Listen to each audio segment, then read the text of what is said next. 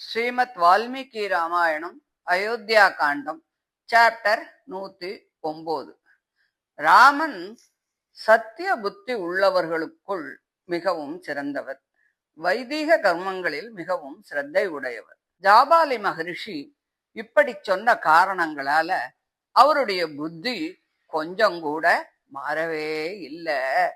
எனக்கு பிரியமான விஷயத்த நான் அடையணுங்கிறதுக்காக இப்படி நீங்கள் சொன்னேள். ஆனா அது நியாயம் போலவும் எனக்கு ஹிதத்தை கொடுக்கிற மாதிரியும் தோணினா கூட உண்மையில அது அநியாயம்தான்.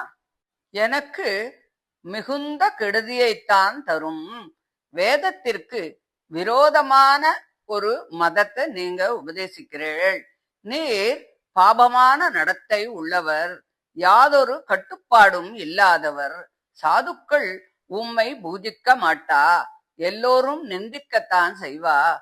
ஒருவனுடைய நடத்தையால் அவன் உத்தம குலத்தில் பிறந்தவன் என்றும் அப்படி அல்ல என்றும் மகா வீரன் என்றும் சுத்த வீரன் என்றும் அசுத்தன் என்றும் கண்டுபிடிச்சுடலாம். நல்ல குணங்கள் இல்லாட்டாலும் அந்த நல்ல குணங்கள் இருப்பது போலவும், அசுத்தனாக இருந்தாலும் சுத்தன் போலவும், சாதுக்களின் லட்சணங்கள் இல்லாவிட்டாலும் அவைகளை உடையவன் போலும், சீலமில்லாதவனாக ஆனாலும் சீலமுள்ளவனைப் போலும் சகல மங்களங்களுக்கும் சாதனமான வைதிக தர்மத்தை விட்டுட்டு லோகத்தில் சகல இனத்தவரையும் ஒன்றாக கலந்து வைதிக கிரியைகளும் வேத விதிகளும் இல்லாத உம்மால் சொல்லப்பட்ட அதர்மத்தை தர்மமாக நான் அனுஷ்டித்தால் எந்த புத்திமானாவது, காரிய விவேகம் உள்ள யாராவது என்னை மதிப்பாளா? துஷ்டன் என்றும் லோகத்தை கெடுத்தவன் என்றும் என்னை நிந்திக்க மாட்டாளா? சரி, இது போகட்டும். எனக்கு எப்படி பரலோகம் கிடைக்கும்? வனவாசம் செய்கிறேன் என்ற என் வார்த்தையை பொய்யாக்கி உமது உபதேசத்தை நான் அனுபவித்தால் நான் யாருக்கு அதை உபதேசிக்க முடியும்? எந்த சாதனத்தால் சொர்க்கத்தை நான் அடைவேன்? உமது உபதேசத்தால் இந்த உலகத்தில் யாவரும் பரலோகம் அடையவே மாட்டா. அரசர்களின் நடத்தையையே பிரஜைகளும் அனுசரிக்கிறா. நான் காமத்தையே புருஷார்த்தமாக நினைத்து அதற்கு ஒத்து நடந்தால் குடிகளும் தங்கள் இஷ்டப்படிதானே நடப்பார்கள். யாதொரு கட்டுப்பாடும் இல்லாமல் எல்லோரும் சீக்கிரத்தில் அழிந்துதான் போவார்கள். முன்காலம் முதல் வழங்கி வரும் ராஜதர்மம் சத்தியமும் கருணையும் நிறைந்தது. சத்தியத்தையே பிரதானமாக உடையது. இந்த லோகமே சத்தியத்தை ஆதாரமாக உடையது. ரிஷிகளும் தேவதைகளும் சத்தியத்தையே சிரேஷ்டமா நினைக்கிறார். இந்த லோகத்துல சத்தியம் தவறாதவன் பரமபதத்தை அடைகிறான்.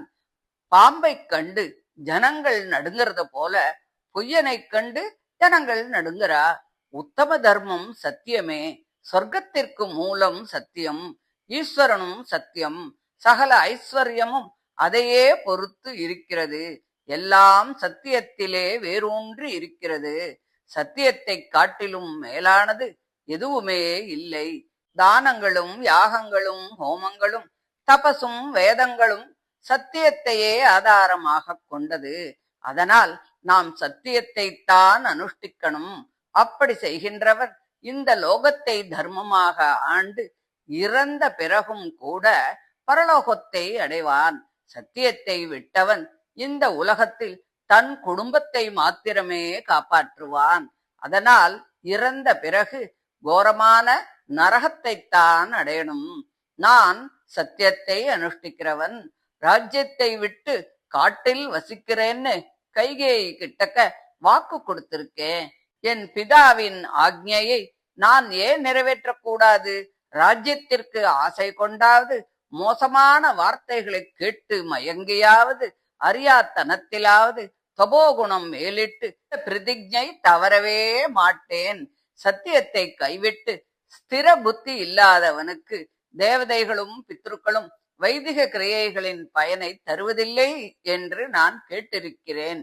சத்தியம் என்ற தர்மம் ஆத்மாவிற்கு சுபாவமான லட்சணம் என்பது எனக்கு அனுபவத்தால் நன்கு தெரியும். சாதுக்களால் அனுஷ்டிக்கப்பட்ட தபஸ்வி தர்மம் அந்த உத்தம பிரயோஜனத்தை உத்தேசித்து எனக்கும் அதில் பிரியம் இருக்கிறது. அதர்மம் மேலிட்டு கொஞ்சம் தர்ம சம்பந்தம் உள்ள இவ்விதமான க்ஷத்திரிய தர்மத்தை நான் ஒத்துக்கொள்ளவே மாட்டேன். அல்ப சுபாவம் உள்ளவர்களும் பாபிகளும் குரூரமானவர்களும் பேராசை கொண்டவர்களும் செய்யும் காரியமல்லவா இது? நாம் பொய் சொல்லும் பொழுது மனசும் சொல்லும் தேகமும் அதில் சம்பந்தப்படுகிறது. மனதால் நன்றாக ஆலோசித்து வாக்கால் பேசி தேகத்தால் தானே அதை செய்து முடிக்கிறோம்.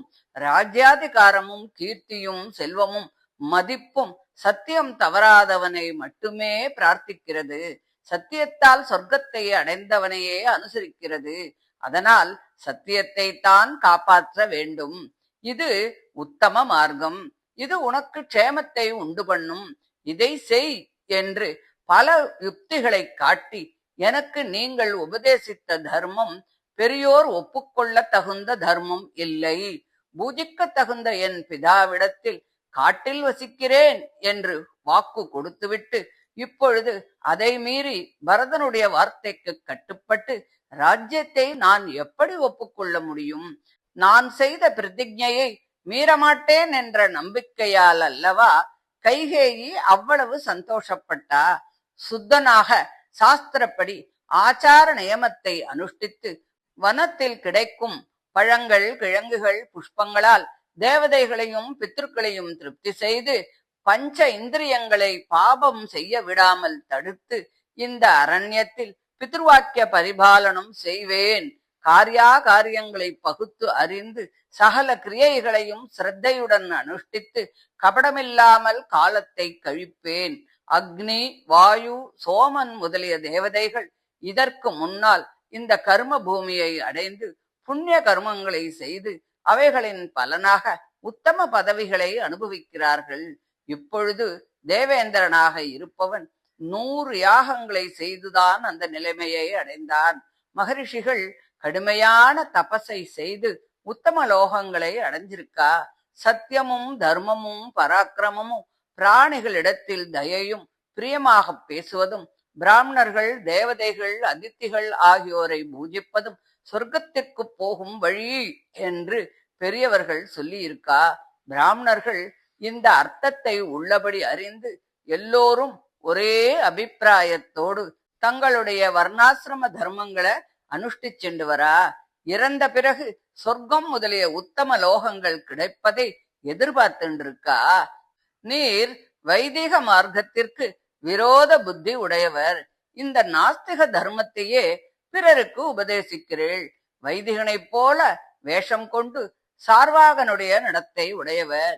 இப்படி எல்லா விதத்திலும் நமது ராஜ்யத்திற்கு அபாயத்தை உண்டு பண்ணும் உம்மை என் பிதா இந்த பதவியிலே நியமித்ததை நினைத்து நான் வருந்துகிறேன். வைதிக கர்மங்களில் இருந்து இந்த க்ஷணம் முதல் உம்மை விலக்கிவிட்டேன். இந்த ஜாபாலி மகரிஷி முக்கியமான மந்திரிகள்ல ஒத்தர். அப்படி இருக்கும்போது அவரை பத்தி ராமனுக்கு ஏன் தெரியல?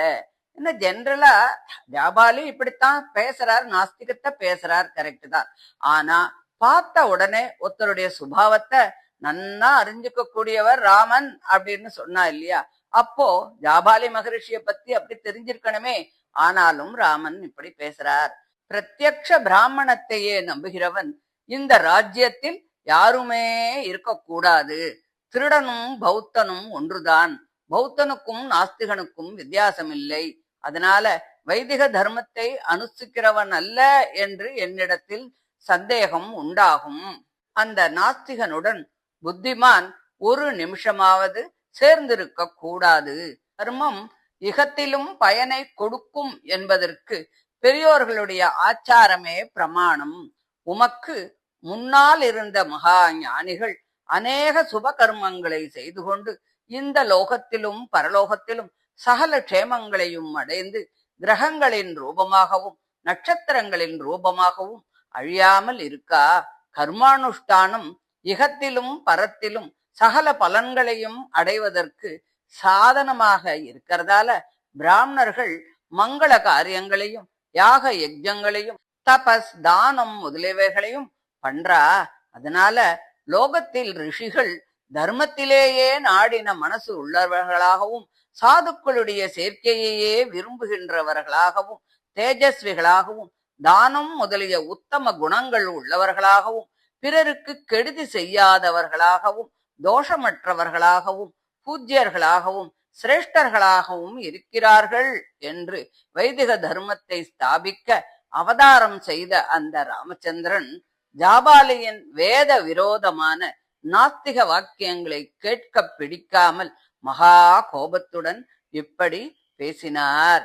அத கேட்ட ஜாபாலி அவரை சமாதானம் பண்ணி மறுபடியும் சத்தியமாயும் தர்மமாயும் இருக்கும் வாக்கியங்களை பேச ஆரம்பித்தார். தர்ம சங்கடம் நேரும் போது எல்லா மதங்களையும் அறிந்த ஒரு வித்வான் ஏதாவது ஒரு தர்மத்தை கைப்பற்றி அந்த கெடுதியை நீக்கிடணும் அப்படிங்கிற விதிப்படி இப்பொழுது இந்த ராஜ்யம் அரசன் இல்லாமல் ரொம்ப அபாயகரமான ஒரு நிலைமையில இருக்கிறதால உன் மனசை எப்படியானும் திருப்பி ராஜ்யத்தை ஒப்புக்கொள்ள செய்யணும் அப்படிங்கறதுனால அதை செஞ்சா அந்த சங்கடம் தீரும். அதனால நான் நாஸ்திக மதத்தை சொன்னேன். அதுதான் காரணம். உண்மையாக நான் நாஸ்திகன் அல்ல. நாஸ்திகர்களுடைய கொள்கையை உபதேசிக்கிறவனும் அல்ல. பரலோகம் முதலியவை இல்லை என்று சொல்கிறவனும் அல்ல. பல சமயங்களில் எதிரிகள் நாஸ்திக மதத்தை பற்றி குதர்க்கமாக வாதம் செய்யும் போது நான் அதே மதத்தை ஆதாரமாக வைத்துக்கொண்டு பல யுக்திகளால் அதை சின்னாபின்னமாக கண்டித்திருக்கிறேன். சமயம் நேர்ந்தால் நாஸ்திக மதத்தையும் ஒப்புக்கொண்டு பேசுவேன். அந்த சமயம் இப்பொழுது வந்தது. அதனால் நான் நாஸ்திகனைப் போல பேசினேன். வேத மார்க்கத்தில் வேரூன்றி இருக்கிறாய் என்பதை இப்பொழுது எல்லோருக்கும் தெரிந்ததே. பரதன் மிகவும் துக்கப்படுவதை பார்த்து உனக்கும் துக்கம் உண்டானது. அவனுக்கு கொஞ்சமாவது சந்தோஷம் தரும்படி செய்ய வேண்டியது அவசியமானதால் பரம வைதிகனான நான் இப்படி பேசினேன் என்று ஜாபாலி சொன்னார் அப்படின்னு சொல்லி இந்த 109வது அத்தியாயத்தை முடிக்கிறார். இதை தொடர்ந்து 110வது அத்தியாயத்தை அடுத்த ஆடியோல பார்க்கலாம். தேங்க்யூ.